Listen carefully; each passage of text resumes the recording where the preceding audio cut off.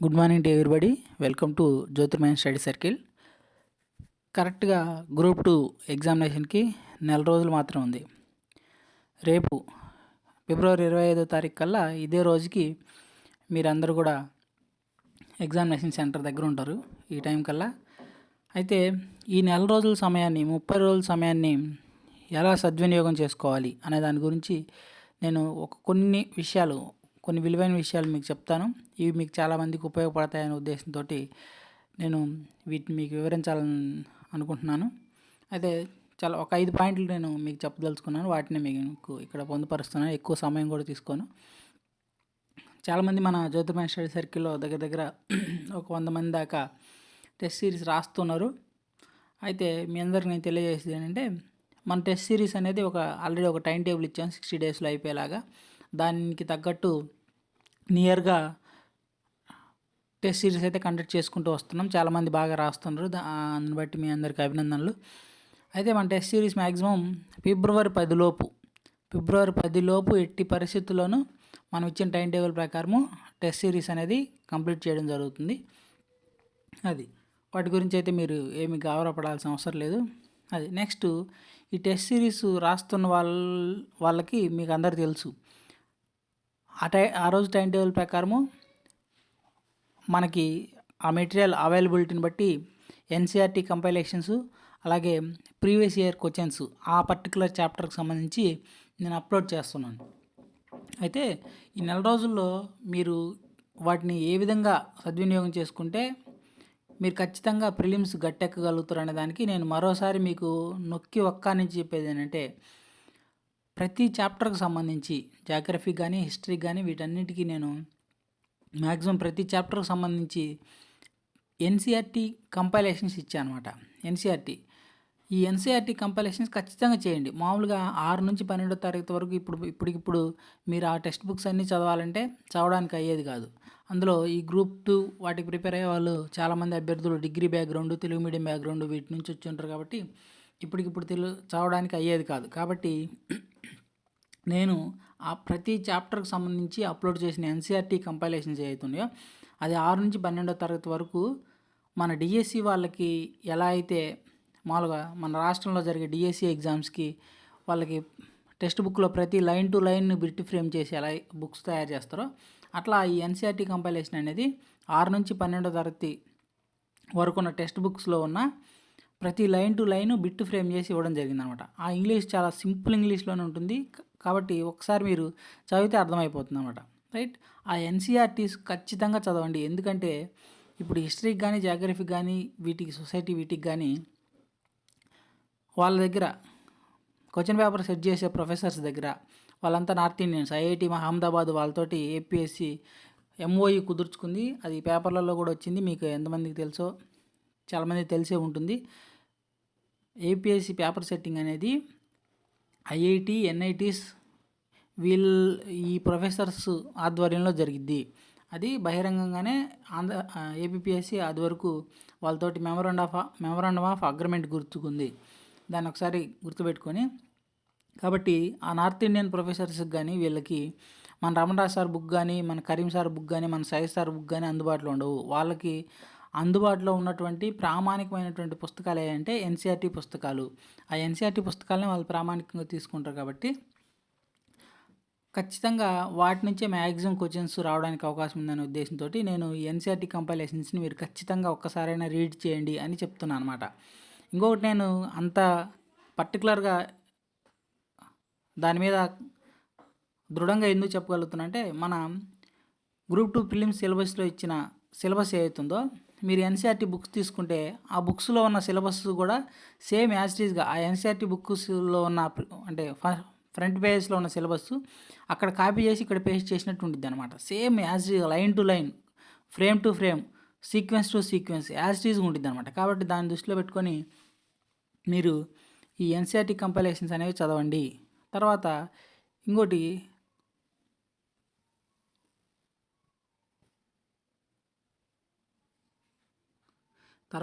Previous year questions ప్రతిరోజు షెడ్యూల్లో భాగంగా నేను ఎన్సీఆర్టీ కంపైలేషన్ అప్లోడ్ చేశాను. అలానే ప్రీవియస్ ఇయర్ క్వశ్చన్స్ కూడా అప్లోడ్ చేశాను అనమాట. ఈ ప్రీవియస్ ఇయర్ క్వశ్చన్స్ ఆ పర్టికులర్ చాప్టర్కి సంబంధించి దేశంలో ఉన్నటువంటి మ్యాక్సిమం అన్ని పబ్లిక్ సర్వీస్ కమిషన్స్లో, ఫర్ ఎగ్జాంపుల్ ఈ సింధు నార్కైతే చూసుకుందాం అనుకోండి. ఈ సింధు నార్కైకి సంబంధించి Bihar public service commission, Uttar Pradesh, Madhya Pradesh, Maharashtra ఇట్లా అన్ని పబ్లిక్ సర్వీస్ కమిషన్స్ నిర్వహించినటువంటి ఎగ్జామ్స్లో, అలానే సివిల్ సర్వీసెస్ ఎగ్జామినేషన్లో, అలానే civil services UPSC union public service commission civil సర్వీసెస్తో పాటు రకరకాల ఎగ్జామ్స్ కండక్ట్ చేస్తుంది. సిడిఎస్ అని, ఎన్డీఏ అని ఇట్లా రకరకాల ఎగ్జామ్స్ కండక్ట్ చేస్తుంది.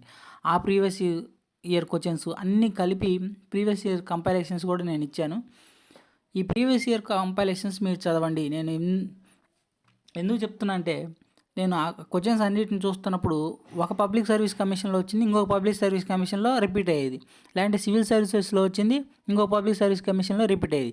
సివిల్ సర్వీసెస్ క్వశ్చన్లో అది 4-5 ఆప్షన్స్ ఇస్తే ఆ 4-5 ఆప్షన్లో ఒక పాయింట్ని తీసుకొని వేరే పబ్లిక్ సర్వీస్ కమిషన్స్ ఎగ్జామినేషన్లో ఒక చిన్న బిట్ రూపంలో, ఒక చిన్న క్వశ్చన్ రూపంలో బిట్ ఫ్రేమ్ చేసేవాడు అనమాట. మీరు నేను అప్లోడ్ చేసిన ఆ ప్రీవియస్ క్వశ్చన్స్ పీడిఎఫ్ చూసినా కానీ చూస్తే ఒకే క్వశ్చను వేర్వేరు రూపాలలో, అంటే ఆ బిట్ ఫ్రేమ్ చేయడం మార్చి ఒకే క్వశ్చన్ 4-5 సార్లు రకరకాల ఎగ్జామ్స్లో అడగడం జరిగిందన్నమాట. ఉత్తరప్రదేశ్లో, బీహార్ ఇట్లా మధ్యప్రదేశ్, మహారాష్ట్ర ఇట్లా అరుణాచల్ ప్రదేశ్, మన ఏపీఎస్సి వాటిలో కూడా ఒకే బిట్ని వేరే వేరే రూపాలు, అంటే బిట్ ఫ్రేమ్ చేయడంలో మార్చనమాట అట్లా అడగడం జరిగింది. ఒక్కసారి మీకు చూస్తే అర్థమైంది. కాబట్టి ఆ ప్రీవియస్ బిట్స్ అనేవి మీకు చాలా చాలా ఉపయోగపడతాయి. అయితే నేను మీకు ఇంకోటి చెప్పదలిసింది అంటే, ఈ ప్రీవియస్ బిట్స్ కూడా అన్నీ మీరు చదివేటప్పుడు డిస్కస్ చేస్తూ చదవండి. ఎవరన్నా ఆల్రెడీ మీతో పాటు గ్రూప్ 2 ప్రిపేర్ అయ్యే వాళ్ళు ఎవరైనా ఉంటే వాళ్ళతో పాటు డిస్కస్ చేస్తూ చదివితే ఇవి చాలా మీకు గుర్తుండిపోయేలాగా అవకాశం ఉండిద్ది అనమాట. కాబట్టి ప్రీవియస్ పేపర్స్, ఎన్సీఆర్టీ కంపైలేషన్స్ ఇవి మీకు ఎంతగానో ఉపయోగపడతాయి. జాగ్రఫీ నుండి అలాగే హిస్టరీ నుంచి 60 మార్కులకి 50 పైచీలకు మీరు స్కోర్ చేయడానికి ఇవి ఎంతగానో ఉపయోగపడతాయి. మీరు సబ్జెక్ట్ చదివేటప్పుడు ఆ థియరీలో భాగంగా ఒక్కొక్క క్వశ్చన్ని, అంటే ఈ పర్టికులర్ టాపిక్ నుండి, ఈ పర్టికులర్ అంశం నుండి క్వశ్చన్ ఫ్రేమ్ చేస్తారా అని మన మైండ్ గ్రహించలేకపోవచ్చు. కానీ ప్రీవియస్ పేపర్లని మీరు స్టడీ చేసినప్పుడు వీటి గురించి కూడా అడుగుతుండా, అంటే ఆ పరిపాలనలో ఉన్నటువంటి అష్టప్రధానులు అలా ఉంటారు కదా, ఆ అష్టప్రధానుల గురించి కూడా అడుగుతుండా, అష్టప్రధానుల్లో ఒక్కొక్క కవి రాసినటువంటి గ్రంథం నుంచి కూడా అడుగుతుండా, ఆ గ్రంథంలో ఏం తెలియజేస్తుంది ఆ గ్రంథం అని కూడా అడుగుతుండా. అట్లా ప్రతిదీ అనేది మనం మామూలుగా ఈయన ఆ గ్రంథాన్ని రచించిండు, మృత్యుకటికని రచించింది పలానా ఆయన అని చదువుకుంటూ వెళ్ళిపోదు. అయితే ఒకానొక ఎగ్జామ్లో మృత్యుకటంలో దేని గురించి ప్రస్తావన ఉంది, ఆ మృత్యుకటికం అనే గ్రంథం ఏ థీమ్తో ఉంది, పరిపాలనకు సంబంధించి అర్థశాస్త్ర విషయాల గురించా, లేకపోతే ఒక ప్రేమ విషయాన్ని గురించా, అట్లా కూడా అడిగింది అనమాట. అట్లా మనం చదివేటప్పుడు గ్రహించలేకపోయినా ప్రీవియస్ ఇయర్ క్వశ్చన్స్ పేపర్స్ని అబ్జర్వ్ చేస్తే అవి మనకి బాగా గుర్తుండిపోవడానికి అవకాశం అన్నమాట. మ్యాక్సిమం అట్లాంటి సందర్భాల్లో మనకి ఆ క్వశ్చన్కి ఆన్సర్ తెలియదు కాబట్టి వాటిని మనం సాల్వ్ చేసినప్పుడు ఖచ్చితంగా మన మైండ్ వాటిని ఫెచ్ చేసుకునిద్ది. అది వాటి మీద కాన్సన్ట్రేట్ చేయండి. తర్వాత టైం టేబుల్. మన టైం టేబుల్ ఏదైతే ఇచ్చానో నేను చాలా స్ట్రాటజిక్గా, చాలా వ్యూహాత్మకంగా అందరిని దృష్టిలో పెట్టుకొని చాలా జాగ్రత్తగా దాన్ని కంపోజ్ చేయడం జరిగింది. ఎలా అంటే, ఫస్ట్ మీరు టెస్ట్లో జాయిన్ అయిన వాళ్ళు ఒకసారి గమనిస్తే ఫస్ట్ టైం టేబుల్ మొత్తం కూడా హిస్టరీ, జాగ్రఫీ వీటితో స్టార్ట్ అవుతుంది అనమాట. అవి మ్యాక్సిమం 70%, 60% అయిపోయిన తర్వాత ఈ society, current affairs and mental ability start అవుతుంది అనమాట. ఎందుకంటే హిస్టరీ, జాగ్రఫీ అనేది మీ గ్రూప్ 2కి ఉపయోగపడుద్ది, గ్రూప్ 1కి ఉపయోగపడుద్ది. అలాగే ఇప్పుడు ఎలక్షన్ టైం కాబట్టి ఇంకా రకరకాల నోటిఫికేషన్, జేఎల్, డిఎల్ ఇట్లాంటి ఎన్విరాన్మెంటల్ ఇంజనీర్ ఇట్లా ఏ ఎగ్జామ్స్ నోటిఫికేషన్ రిలీజ్ అయినా కానీ ఆ స్టాటిక్ సబ్జెక్ట్ అనేది మీకు అన్నిటికీ ఉపయోగపడుద్ది అనమాట. అందులో ఎక్కువ కాన్సన్ట్రేషన్ చేయాల్సిన అవసరం కూడా ఉండేది కాబట్టి వాటిని ముందు ఇవ్వడం జరిగింది. ఆ తర్వాత ఈ మెంటల్ ఎబిలిటీ అండ్ ఈ కరెంట్ అఫైర్స్ అనేది ఇవి డైనమిక్గా ఉంటాయి.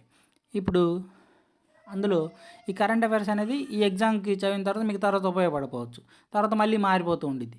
కాబట్టి అందులో ఈ కరెంట్ అఫైర్స్ అనేది ఫ్రెష్గా ఉండిద్ది కాబట్టి ఆ ఎగ్జామ్ వరకు ఉపయోగపడుద్ది. కాబట్టి ఎగ్జామ్కి ముందు చదివితే, అంటే అందుకనే నేను జనవరి స్టార్ట్ అయిన కాడ నుంచి జనవరి నుండి ఈ ఫిబ్రవరి 10 లోపు అవగొట్టడానికి ప్లాన్ చేసేటట్టు లాస్ట్లో ఇవ్వడం జరిగిందనమాట. మెంటల్ అబిలిటీ కూడా అంతే. మెంటల్ అబిలిటీ కూడా మీకు మ్యాక్సిమం చాలామంది నాన్ మ్యాథ్స్ బ్యాక్గ్రౌండ్ గ్రూప్స్ అనేలేకి నాన్ మ్యాథ్స్ బ్యాక్గ్రౌండ్ వాళ్ళు ఉంటారు, అంతగా మ్యాథ్స్ బ్యాక్గ్రౌండ్ ఉండదన్నమాట. దాన్ని దృష్టిలో పెట్టుకొని నేను చివరిలో ఇవ్వడం జరిగింది. మీరు ఫ్రెష్గా నేర్చుకున్నా సరే ఎగ్జామ్లో అటెండ్ ఇవ్వడానికి, ఎగ్జామ్లో స్కోర్ చేయడానికి అవకాశం ఉంటుంది. నాన్ మ్యాథ్స్ బ్యాక్గ్రౌండ్ వాళ్ళు ఈ మ్యాథ్స్ గురించి కంగారు పడాల్సిన అవసరం లేదు. నేను వాటన్నిటికీ కూడా ఇప్పుడు మన టెస్ట్లో జాయిన్ అయిన వాళ్ళకి ప్రతి దాంట్లో ఫ్రీ ఫోల్డర్లో మన ఒక సార్ ఉన్నాడు, ఆ సార్కు సంబంధించిన వీడియోస్ అన్నీ, యూట్యూబ్ వీడియోస్ అన్నీ నేను లింక్స్ ప్రవేశపెట్టాను, అంటే ప్రొడ్యూస్ చేశాను. ప్రతి టెస్ట్కు సంబంధించి ఆ రోజు ఫర్ ఎగ్జాంపుల్ ఆడ్ మ్యాన్ ఒకటి ఉందనుకో, దానికి సంబంధించి తెలుగులో ఉన్నటువంటి వీడియోని అక్కడ అప్లోడ్ చేస్తాను. అది ఫ్రీగానే అందరూ చూడొచ్చు. అలానే బ్లడ్ రిలేషన్స్ కానీ, నెంబర్ సిరీస్ కానీ, ఇట్లా మీరు మెంటల్ అబిలిటీ అనగానే అందరూ కంగారు పడిపోయి మేము చేయలేమని భయపడాల్సిన అవసరం లేదు. మెంటల్ అబిలిటీని 3 పార్ట్లుగా డివైడ్ చేసిన వాటిలో ఒకటి అనలిటికల్ అబిలిటీ, ఒకటి మామూలుగా ఈ రీజనింగ్, ఒకటి డేటా ఇంటర్ప్రిటేషన్. 30 అంటే 3 బదులు 30 మార్కులకు. రీజనింగ్లో మ్యాక్సిమం స్కోర్ చేయొచ్చు. అలానే ఇంకొకటి statement and assumptions, statement and argument, వాటిలో కూడా మ్యాక్సిమం స్కోర్ చేయొచ్చు. అంతగా మీకు కొంత ఇబ్బంది కలిగేది ఏంటంటే ప్యూర్ మ్యాథ్స్కి సంబంధించి 10 మార్కుల్లో, అది 10 మార్కులే కదా. ఇక్కడ 20 మార్కుల్లో మంచి స్కోర్ చేయగలిగితే ఆ 10 మార్కులు అనేది ప్రాబ్లం కాదు. ఆ 10 మార్కుల్లో ఒక 7-8 అటెంప్ట్ చేసినా 2 మార్కులు మీకు స్కోర్ చేయగలిగే అవకాశం ఉందంట. అది కాబట్టి దాన్ని దృష్టిలో పెట్టుకొని మీరు మెంటల్ అబిలిటీ గురించి భయపడాల్సిన అవసరం లేదు. ప్రతి టాపిక్, ప్రతి సబ్ టాపిక్కి సంబంధించి నెంబర్ సిరీస్ గురించి ఒక వీడియో పెడతాను, బ్లడ్ రిలేషన్కి సంబంధించి ఒక వీడియో పెడతాను, డేటా ఇంటర్ప్రిటేషన్ గురించి వీడియో పెడతాను. అట్లా ప్రతి దాని గురించి నేను ఒక వీడియో పెడతాను. ఆ సారు స్కూల్ పిల్లలకు చెప్పేశారు, కానీ కాంపిటేటివ్ కూడా చెప్తుంటాడు. ఫ్రీగానే ఉంటాయి అవన్నీ నేను వాటన్నిటిలో నుంచి మనకి ఏ అయితే అవసరం వాటన్నిటిని నేను షార్ట్అవుట్ చేసి మన యాప్లో పెడుతున్నాను. రాత్రి కొన్ని పెట్టాను, ఇప్పుడు మళ్ళీ కూడా అవన్నీ ఏ అయితే అవసరమో వాటి వరకు పెట్టేస్తాను, ప్రాబ్లం లేదు. అవి చూసుకోండి చాలు. మెంటల్ అబిలిటీ వరకు అయితే మోర్ ఎనఫ్. ఇంకొకటి జాగ్రఫీ అండ్ హిస్టరీకి అలా చేయండి. అలాగే ఈ కరెంట్ అఫైర్స్ విషయానికి వచ్చేసరికి మనకు వాస్తవానికి గవర్నమెంట్ పబ్లికేషన్స్ ఏవైతే ఉన్నాయో అవి పిఐబి, సెంట్రల్ గవర్నమెంట్కి సంబంధించి అయితే PIB, press information bureau, state గవర్నమెంట్కి సంబంధించి అయితే I&PR, information and public relations. మీరు సీఎం జగన్ గారు ఏదైనా పబ్లిక్ మీటింగ్స్లో, గవర్నమెంట్ పబ్లిక్ మీటింగ్స్లో మాట్లాడేటప్పుడు ఆయన మైక్ మీద ఇది ఉంటుంది ఐఎండ్పిఆర్ అని. వాస్తవానికి వీటి నుంచే తీసుకుంటా అనమాట. నేను ఇవే చదవాలని చెప్తా వాస్తవానికి, కాకపోతే మీకు అంత టైం లేదు. కాబట్టి ఈ కరెంట్ అఫైర్స్ విషయానికి వచ్చేసరికి వాడు సిలబస్లో స్పెసిఫిక్గా మెన్షన్ చేసిండు. ఏమని? National and international and regional major events, జాతీయ, అంతర్జాతీయ, రాష్ట్రీయమైన ముఖ్య సంఘటనలు, వాటి గురించి ఫోకస్ చేయాలన్నమాట. మామూలుగా మనం కరెంట్ అఫైర్స్ మ్యాగజైన్ చూసినప్పుడు దినోత్సవాలని, క్రీడలని, లేకపోతే వార్తలని, వ్యక్తులని, ఇట్లా రకరకాల సైన్స్ అండ్ టెక్నాలజీ అని, ఎన్విరాన్మెంట్ అని, పాలిటీ అని ఇట్లా ఉంటాయి. వాస్తవానికి ఈ పేపర్ సెట్టర్ అనేవాడు యూపీఎస్సీకి సంబంధించి కానీ అట్లా మెయిన్ స్టాండర్డ్ బోర్డులకు సంబంధించి పేపర్ సెట్ చేసే వాళ్ళైతే సిలబస్ను డీవియేట్ కాకుండా, ఇప్పుడు మన షేర్ ఇండియా మ్యాగజైన్లో కానీ రకరకాల మ్యాగజైన్లో కానీ జాతీయ అంశాలు, అంతర్జాతీయ అంశాలు, రాష్ట్రీయ అంశాలను సపరేట్గా కొన్ని టాపిక్స్ వరకు పెడతారు కదా, వాటి నుంచే ఇవ్వాలన్నమాట. అపార్ట్ ఫ్రమ్ దట్ ఇవ్వకూడదు వాస్తవానికి అయితే. కానీ కొన్ని సందర్భాల్లో అవి కూడా దానికి రిలేటెడ్గానే ఉంటాయి కాబట్టి వాటి గురించి కూడా ఇస్తూ ఉంటాడు. కాబట్టి మీరు ఈ కరెంట్ అఫైర్స్ విషయానికి వచ్చేసరికి నేను మీకు ప్రిఫర్ చేసేది ఏంటంటే జూన్ నుండి జనవరి వరకు చూసుకోండి చాలు, దట్స్ మోర్ ఎనఫ్.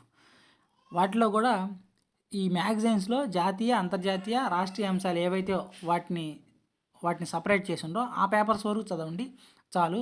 మిగతా వాటి గురించి ఒక ఊరకలా ఒకసారి చదివి ఉండండి, ఖచ్చితంగా మీకు యూజ్ అవుద్ది. అయితే వాస్తవానికైతే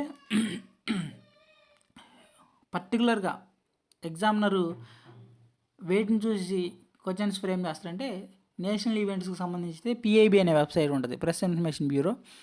అదే రాష్ట్రాలకు సంబంధించిన అంశాలు మన స్టేట్ గవర్నమెంట్కి సంబంధించి ఐఎండ్పిఆర్ అనే వెబ్సైట్ ఉంటుంది అనమాట. దీని నుంచి ఎందుకు ఇస్తున్నానని కూడా నేను గట్టిగా చెప్పగలను. ఎలా అంటే అవుకు టన్నెల్ గురించి పోయినసారి ఒక ఎగ్జామినేషన్లో అడిగిండు. ఆ క్వశ్చన్ నేను ఏపీ సర్వేలో చూశాను, రకరకాల వెబ్సైట్లు చూశాను, ఎక్కడ తగలలేదు. కానీ ఈ ఐఎండ్పిఆర్లో ఈ ఐఎన్పిఆర్ అనే వెబ్సైట్లో ప్రతిరోజు రాష్ట్ర ప్రభుత్వానికి సంబంధించి ఏదైనా విషయాలు ఉంటే ఒక ప్రెస్ నోట్ రిలీజ్ చేయడం జరిగింది అనమాట. దీంట్లో ఉందన్నమాట యాజ్ ఇట్ ఈస్గా. కాబట్టి ఈ ఐఎన్పిఆరే ప్రామాణికంగా ఉంటుంది. నేను తర్వాత ఈ వీడియో అయిపోయిన తర్వాత దాంట్లో ఎలా చూసుకోవాలనేది అది కూడా ఆ వెబ్సైట్ మీకు చూపిస్తాను. వాస్తవానికి మనం టెస్టులు చేసేటప్పుడు ఆ టెస్ట్లో కూడా నేను ఐఎన్పిఆర్ నుంచే ఇస్తున్నా క్వశ్చన్స్. ఈ అలానే పిఐబి, ఈ పిఐబి గురించి మీకు అది వరకే చాలా సందర్భాలు చెప్పినాను. నేషనల్ ఈవెంట్స్ మొత్తం మీరు ఎస్ఐ క్వశ్చన్ పేపర్ చూసినట్లయితే దాంట్లో ఉన్న 30 క్వశ్చన్స్లో 22 క్వశ్చన్స్ ఈ పిఐబి వెబ్సైట్ నుంచి కాపీ చేసి పేస్ట్ చేసి ఇచ్చిండు. దీని గురించి చాలామంది అన్నవాళ్ళు యూట్యూబ్లలో రకరకాలుగా చెప్పారు, మీకు ఇక్కడి నుంచే వస్తున్నాయి, వీటి మీద ఫోకస్ చేయని అని. కాకపోతే దాంట్లో అది ఇంగ్లీష్లో ఉండడము, చాలా అంటే ప్రెస్ రిలీజెస్ అనేవి ప్రతిరోజు చాలా ఎక్కువ రిలీజ్ అవ్వడం వల్ల చాలామంది వాటి మీద కాన్సన్ట్రేట్ చేయలేరు. ఇప్పుడు వాటిని చదవమని నేనైతే మీకైతే చెప్పను, ఎందుకంటే అది కొండంతో ఎలుకను పట్టినట్టు ఉంటుంది అన్నమాట. ప్రతిరోజు చాలా రిలీజ్ అవుతూ ఉంటాయి. ప్రతిరోజు చదువుకుంటే ప్రాబ్లం లేదు. ఇప్పటికిప్పుడు వాటన్నిటిని చదవాలంటే అయ్యే పని కాదు. కాబట్టి మ్యాగజైన్స్ మీదే మీరు ఆధారపడమని నేను చెప్తాను అనమాట. 30 మార్కులే కాబట్టి మ్యాగజైన్స్ అయితే 15 వరకు స్కోర్ చేయొచ్చు. ఇంకా మిగతా 15 అనేవి మీరు 50-50 ఆన్సర్లో అలా కొంచెం తెలిసి పెట్టగలిగినా కానీ ఒక 5 మార్కులు కరెక్ట్ అయితే 20 మార్కులు స్కోర్ చేయొచ్చు అనమాట. అది అయితే ఈ పిఐబికి సంబంధించి కంపైలేషన్ మీకు ఏమైనా దొరికితే నేను అది మీకు ఇవ్వడానికి ట్రై చేస్తాను చివరిలోపు. అంటే షార్ట్ అవుట్ చేసింది అన్నీ ఉన్నాయి కాకుండా. ఐఎన్పిఆర్ అయితే వీటిలో తక్కువే ఉంటాయి. జూన్ నుంచి రేపు జనవరి వరకు చూసుకోండి, అన్నీ కనపడతాయి. మీకు ఎట్లా చూడాలని కూడా తర్వాత ఒక వీడియో చేస్తాను, రైట్. తర్వాత ఇంకొకటి నేను మీకు చెప్పదలుచుకుంది అంటే మన టెస్టులు మొత్తము మ్యాక్సిమం అందరూ ఎంప్లాయీస్ చేసేది. నేను కానీ గ్రూప్ 1 ఒక అతను ఉన్నాడు సందీప్ అని, తను కానీ ఇంకొక అతను ట్రెజరీలో సీనియర్ అకౌంటెంట్గా చేస్తాను, తను కానీ మేము ముగ్గురమే చేస్తాం. మ్యాక్సిమం నేనే టెస్టులు చేస్తాను, లేకపోతే నాకు కుదరని రోజు వాళ్ళు చేస్తారన్నమాట. అయితే మేము ఎవరైనా టెస్టులు క్రియేట్ చేసినా కానీ, టెస్టులు కంపోజ్ చేసినా కానీ మేమంతా మీకు ఎక్కువ సమాచారాన్ని ఇవ్వాలి. మీరు రేపు ఎగ్జామ్ రాసేటప్పుడు అదేవిధంగా ఇప్పుడు ఎగ్జామ్ అనేది రిఫ్లెక్ట్ అవ్వాలనే ఉద్దేశంతో క్వశ్చన్స్ ఫ్రేమ్ చేస్తాం అన్నమాట. కాబట్టి వాటిని మీరు గుర్తుపెట్టుకోండి. ఇంకా నేను చెప్పదలుచుకుంది ఏంటంటే ఈ పోస్ట్ పోన్ అయిద్దా, కొందరు ఎలక్షన్ నోటిఫికేషన్ వస్తుంది కదా, ఏం కాదండి, వాటి గురించి మీరు ఆలోచించొద్దు. పోయినసారి మేము గ్రూప్ 3 రాసినప్పుడు, గ్రూప్ 2 రాసినప్పుడు కూడా ఎలక్షన్స్ టైంలోనే గ్రూప్ 2, గ్రూప్ 3, గ్రూప్ 2 రాసాము. మేము వాటిలో విజయం సాధించినాం, ఇప్పుడు ఉద్యోగస్తులుగా ఉన్నాము. కాబట్టి వాస్తవానికి ఎలక్షన్ ముందు ఒక వారం ముందు ఏమో నేను రాసినటువంటి గ్రూప్ 2, గ్రూప్ 1 ఉంటే నేను అప్పుడు మా వాళ్ళు చాలామంది ఎగ్జామ్ ఉంది కదా అని ఓటేయడానికి రాకపోయినా కానీ నేను ఓటేయడానికి వచ్చాను అనమాట, వచ్చి వెళ్ళిపోదామని. నాకు బాగా గుర్తుంది. కాబట్టి ఎలక్షన్కి ఎగ్జామ్కి సంబంధం లేదు, మ్యాక్సిమము పోస్ట్ పోన్ అవ్వదు. ఇంకా ప్రత్యేకమైన పరిస్థితులు ఉంటే తప్పక వాటిని మీరు దృష్టిలో పెట్టుకోవద్దు. కానీ ఖచ్చితంగా అయితే మీరు మీ సిలబస్ని 1కి 2 సార్లు రివిజన్ అయ్యేటట్టు ఈ విధంగా ఫాలో అయితే మంచిది, పోస్ట్ పోన్ అనేది జరగదు. తర్వాత టెస్టులు కూడా మీకు 10 మ్యాక్సిమం, ఫిబ్రవరి 10 మ్యాక్సిమం అయిపోతాయి. ఈ 150 మార్క్స్ ఫైనల్ గ్రాండ్ టెస్ట్ అనేది మ్యాక్సిమం 1 కానీ 2 కానీ ఇస్తాను. అది చాలామంది మన టెస్ట్లో జాయిన్ అయినప్పటికీ ఏ రోజుకి ఆ రోజు టెస్టులు రాసే వాళ్ళ సంఖ్య చాలా తక్కువే ఉంది. ఒక 20-30 మందే రాస్తున్నారు 100 మందిలో. వాళ్ళందరూ నాతో అప్పుడప్పుడు ఫోన్ వాళ్ళతో మాట్లాడితే, ఎందుకన్నా రోజు రాయట్లేదంటే, మేము కొంచెం లేట్ అయింది, ఎంప్లాయీస్గా అట్లా ఉండడము, కొంచెం మా టైం టేబుల్ వేరే ఉండడం, కుదరకపోవడం, రకరకాల వల్ల నేను లేటుగా చదువుకుంటూ వస్తున్నా, తర్వాత అటెంప్ట్ ఇస్తాను అంటారనమాట. సరే, అది నో ప్రాబ్లం. కాబట్టి మ్యాక్సిమం ట్రై చేయండి. అట్లాంటి వాళ్ళని దృష్టిలో పెట్టుకొని నేనేం చేస్తానంటే మ్యాక్సిమం ఫిబ్రవరి 10 అయిపోద్ది. మీరు ఎక్కువ గ్రాండ్ టెస్టులు రాయాలనుకోవద్దు. ఎందుకంటే సబ్జెక్ట్ టెస్టులు, చాప్టర్ వైజ్ టెస్టుల మీద చాప్టర్స్ మీరు చదివితేనే గ్రాండ్ టెస్ట్ అనేది ఫ్రూట్ఫుల్గా అటెంప్ట్ ఇవ్వగలరు. అంతేగాని చాప్టర్స్ మీద అవగాహన ఉండకుండా 150 మార్కులకి టెస్ట్ రాస్తే ప్రయోజనం ఉండదు కదా. కాబట్టి నేను గ్రాండ్ టెస్ట్ అనేది 1, మ్యాక్సిమం 2 ఇవ్వడానికి ట్రై చేస్తాను. అందుకనే ఆ గ్రాండ్ టెస్ట్ కూడా ఫిబ్రవరి 10 అయిపోద్ది.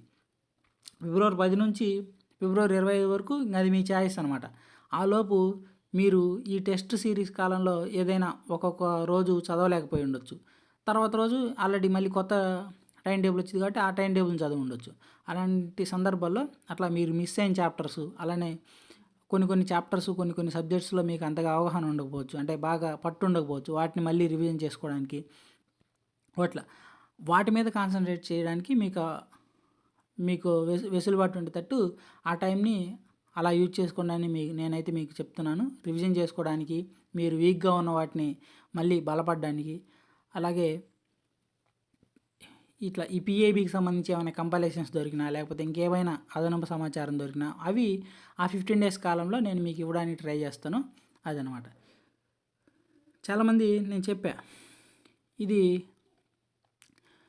ఈ టెస్ట్ సిరీస్ ఏదైతుందో వాస్తవానికి నేను టెస్ట్ సిరీస్ పెట్టదలుచుకోలేదు వాస్తవానికి.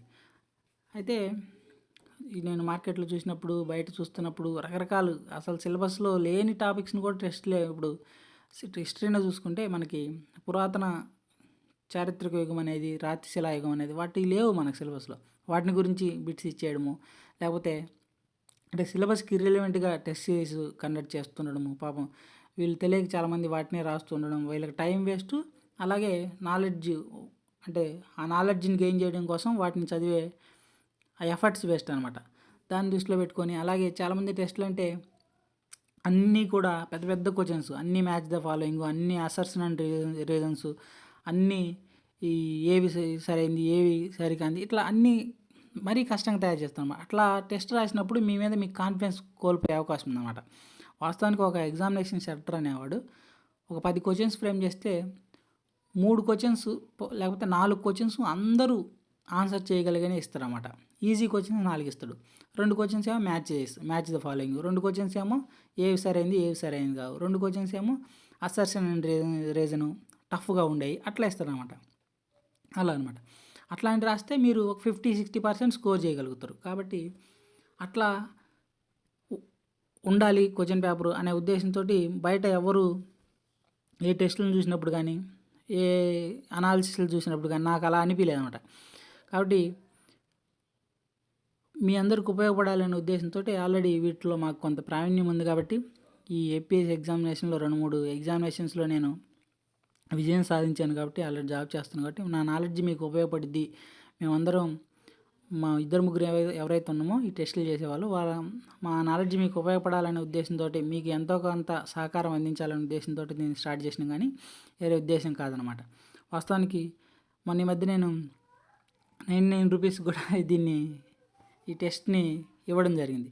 ఆ 99 రూపీస్లో ఈ యాప్ వాడికి వాళ్ళకి తీసేసి వచ్చేదంతా ఒక 80 అట్లా వస్తుందన్నమాట. అంటే దగ్గర ఇప్పటికే ఒక 30 టెస్టులు అయినాయి. అంటే ఇంకా ఒక 10-15 ఒక 50 వరకు లేకపోతే 40 వరకు అవ్వచ్చు. అంటే మీరు ఆ 80 రూపాయల్లో 40 టెస్టులు 50 టెస్టులు అంటే 1 రూపీ 2 రూపీకి కూడా, అంటే వీటి వల్ల అసలు ఏది కాదనమాట. అంటే తుప్పు పట్టిపోవడం కంటే అరిగిపోవడం మేలని మా మిత్రుడు అక్కడ అన్నాడు అనమాట. అట్లా మా నాలెడ్జ్ తుప్పు పట్టిపోవడం కంటే అరిగిపోవడం మేలు, మీకు చాలామందికి ఉపయోగపడితే మేలు అన్న ఉద్దేశంతోనే ఇది ఇస్తాం అనమాట. ఈ టైము వాస్తవానికి మాకు ఫుల్ బిజీ ఉన్న ఆఫీస్ టైమ్స్, ఇవి వ్యక్తిగత విషయాలు కుదరకపోయినా చాలా టైం సేవ్ చేసుకొని మీకు ఇస్తున్నాము. ఇంకోటి ఏంటంటే ప్రతిదీ మీకు అంటే ఎక్స్ప్లెనేషన్లో ఇవ్వడానికి ట్రై చేస్తున్నాము. యూట్యూబ్లో కూడా అందుకనే నేను మొదట్లో చాలా వరకు ప్రతి టెస్ట్కి ఒక వీడియోలు చేశాను. ఆ తర్వాత కొంత వీడియో రూపంలో కాకపోయినా టెస్ట్ చేసినప్పుడు ప్రతి క్వశ్చన్ కింద ఎక్స్ప్లెనేషన్ రూపంలో ఇవ్వడానికి ట్రై చేశాను అనమాట. కాబట్టి దాన్ని అందరూ వినియోగించుకోవాల్సిందిగా మనవి. మామూలుగా నార్మల్ కన్వెన్షనల్ కోచింగ్ సెంటర్స్ అనుకో మీకు సోర్సెస్ చెప్పరు. ఈ పిఏబి గురించి కానీ, ఐఎన్పిఆర్ గురించి కానీ, ఎన్సీఆర్టీ కంపైలేషన్స్ గురించి కానీ వీటి గురించి చెప్పరు. వాళ్ళే వాటిని ఎక్స్ప్లెయిన్ చేసి మేము అందరికంటే డిఫరెంట్గా ఎక్స్ప్లెయిన్ చేస్తున్నాము అది అని చెప్పేసి మా కోచింగ్లో జాయిన్ అవ్వండి అలా చెప్తారు. నేను అలా కాకుండా నేను మీకేం చెప్తున్నా సోర్సెస్ ఎక్కడి నుంచి సోర్సెస్ వస్తున్నాయి అనేది వాటి గురించి చెప్తాను. మీకు చేపలు కూర వండి మీకు ఇవ్వట్లేదు, అసలు చేపలు ఎలా పట్టాలో నేర్పిస్తున్నమాట. ఏ క్వశ్చన్స్ చదవాలి, ఎలా ప్రిపేర్ అవ్వాలి, కరెక్ట్ మెటీరియల్ని కరెక్ట్ బుక్స్ని ఎలా ఎంచుకోవాలనే దాని గురించి మీకు చెప్తున్నమాట. మీరు ఆ నాలెడ్జ్ని గెయిన్ చేస్తే క్వశ్చన్స్ కానీ క్వశ్చన్ పేపర్ కానీ ఏ విధంగా వచ్చినా కానీ ఆన్సర్ చేయగలుగుతారు. నేను ఈ టెస్టుల గురించి కూడా మీకు అదే చెప్తున్నా. నేను చెప్పినవి వస్తాయి, మన టెస్ట్ సిరీస్లో ఉన్నాయి వస్తాయని కూడా నేను చెప్పను. కానీ ఈ క్వశ్చన్స్ని, ఈ మెటీరియల్ని మీరు ఈ టైం టేబుల్ని ఫాలో అయితే క్వశ్చన్ పేపర్ ఎంత ఈజీగా వచ్చినా, ఎంత కష్టంగా వచ్చినా కానీ మీరు గట్టెక్కగలరు అని నేను తెలియజేస్తున్నాను అనమాట. అది మీకు చేపలు పట్టడం నేర్పిస్తున్నా. పట్టడం నేర్పిస్తే ఆ చేపలతోటి మీరు ఫ్రై చేసుకోవచ్చు, కూర చేసుకోవచ్చు, పచ్చిగా తినొచ్చు అనమాట. కానీ నేను మీకు చేపల కూర వండి ఇవ్వట్లేదు, అది నేను తెలియజేస్తుంది. కాబట్టి అందరూ కూడా ఇంకా ఇప్పటికైనా ఎవరైనా టెస్ట్ రాయకపోతే టెస్ట్ ఈ 1 మంత్లో కూడా మ్యాక్సిమం వర్కింగ్ వాళ్ళకి కాకుండా స్టూడెంట్స్కి అయితే ఈ 1 మంత్ అయినా కానీ మీరు 1కి 2 సార్లు ఈ టెస్టులని, చాలా తక్కువ క్వశ్చన్సే ఉంటాయి కాబట్టి టెస్టులు రాయడానికి వీలుంటుంది, ఉపయోగపడుతుంది. ఒకవేళ మీకు ఎకనామికల్గా ఏమైనా ప్రాబ్లం ఉన్నా నాకు ఒకసారి ఈ యాప్ డౌన్లోడ్ చేసుకొని మెసేజ్ పెట్టినా కానీ మీకు తగ్గించి ఇవ్వడానికి, ఫ్రీగా ఇవ్వడానికి అని నేను ట్రై చేస్తాను, ప్రాబ్లం ఏం లేదు. వీటిని దృష్టిలో పెట్టుకొని 1కి 2 సార్లు చదవండి, ఖచ్చితంగా విజయం సాధిస్తారు. నేనే అనేది ఏంటంటే, మేమేదో డిగ్రీ పాస్ అయ్యాము, మాకు అక్కలు చదవడం కూడా రాదు, క్రీస్తు శకం అంటే ఏంది, క్రీస్తు పూర్వం అంటే ఏందో కూడా తెలియదు, అశోకుడు అనే మాట ఏం లేదు, అలాంటి వాళ్ళకి ఈ నెల రోజుల్లోనో లేకపోతే ఈ టెస్ట్ సిరీస్ వల్లనో మీరు గ్రూప్ 2 ప్రిలిమ్స్ పాస్ అవుతారు అని నేను చెప్పను. మీరు ఆల్రెడీ ఏదైనా కోచింగ్ తీసుకొని ఉన్నారు, ఈ సబ్జెక్టులో ఒకసారి ఎప్పుడో చదివి ఉన్నాము, మాకు ఉంది కానీ ఈ మధ్య చదవలేదు, కానీ మేము ఫెయిల్ అవుతున్నాం అనే వాళ్ళకి, కొంత నాలెడ్జ్ ఉన్న వాళ్ళకి ఇది ఒక ఊతకర్రలాగా ఉపయోగపడుతుంది. మీకు ఈ టెస్టులు కానీ, ఈ మెటీరియల్ కానీ, ఈ టైం టేబుల్ కానీ మిమ్మల్ని స్టేట్ ఫస్ట్ రావడానికో అట్లా ఉపయోగపడుతుందని నేను చెప్పను. కానీ ఖచ్చితంగా వాడు ఏ రేషియోలో తీసినా, 1:50 తీసినా, 1:15 తీసినా కానీ మీరు ప్రిలిమ్స్ గట్టెక్కడానికి ఉపయోగపడుతుందని చెప్పా. మీరు ప్రిలిమ్స్లో స్టేట్ ఫస్ట్ వచ్చినా కానీ ఎవరు మీకు దండేసి దండం పెట్టరు. మీరు ప్రిలిమ్స్ పాస్ అవ్వాలి అంతే చాలు. వాడు ఏ రేషియోలు తీసినా కానీ పాస్ అయితే చాలు. మెయిన్స్ వ్యూహం అనేది వేరుగా ఉంటుంది, అది వేరే విషయం. అంటే ఒక పోస్ట్కి ఒక్కళ్ళే గెట్ అవ్వగలిగేటట్టు చేయాలన్నమాట, అది వేరు. కాబట్టి ఈ విధంగా మీరు ఫాలో అయితే ఖచ్చితంగా మీరు ప్రిలిమ్స్ గట్టెక్కుతారనేది నా ప్రగాఢమైన విశ్వాసం. దీన్ని సుహృద్భావంతో ఆలోచించి అర్థం చేసుకుంటారని మీ అందరికీ తెలియజేస్తూ, ఇతర వివరాలకు Jyotirmayam study circle app, Telegram channel link అవన్నీ ఇస్తాను, వాటి ద్వారా కూడా మమ్మల్ని సంప్రదించవచ్చు. Thank you very much. మా ఫోన్ నెంబర్ కూడా అక్కడ కనబడుతుంది, 9985069380 అనే దాని ద్వారా కూడా ఏమైనా డౌట్స్ ఉన్నా మీ విజయానికి ఒక తోడ్పాటు అందించడం కోసం ఇది ఉపయోగపడుతుంది అనేది నా ఉద్దేశం అనమాట. Right, thank you very much.